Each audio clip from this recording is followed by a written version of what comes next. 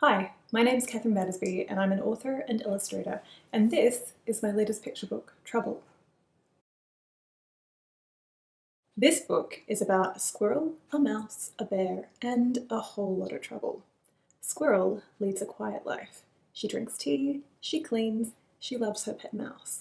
But a new neighbour moves in, a bear, and Squirrel is certain he's trouble.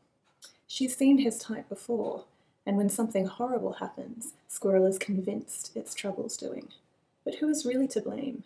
And how much trouble can one teapot-wielding squirrel really cause? Spoiler, a lot. Part of trouble came from the fact that I once had a truly terrible neighbour. I was a university student and I discovered that the lady that I shared a wall with did not like students.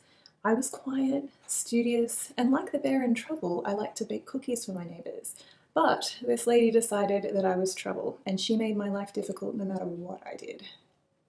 Another part of trouble came from the fact that I travelled a lot as a kid. My mum is Australian, my dad was British. We had family in New Zealand and the United States, and friends all across the globe, so we always had to travel to find everyone. In this way, I spent parts of my childhood moving between different worlds and cultures and people, and maybe because of this, I've always been an observer of how people treat those who are different to them. So I'm not surprised this theme came through in Trouble. The final part of trouble came when I moved to Canada 7 years ago and discovered I am terrified of bears. Now, Canadians often laugh at me for this, but then they always go and tell me a story about a bear that wandered into their city. So a part of me still believes I could just walk out my front door and run into one.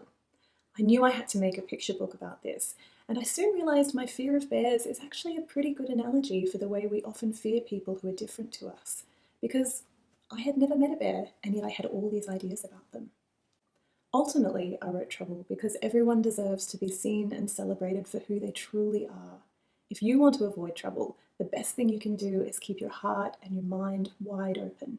I hope you do, and I hope you like the book.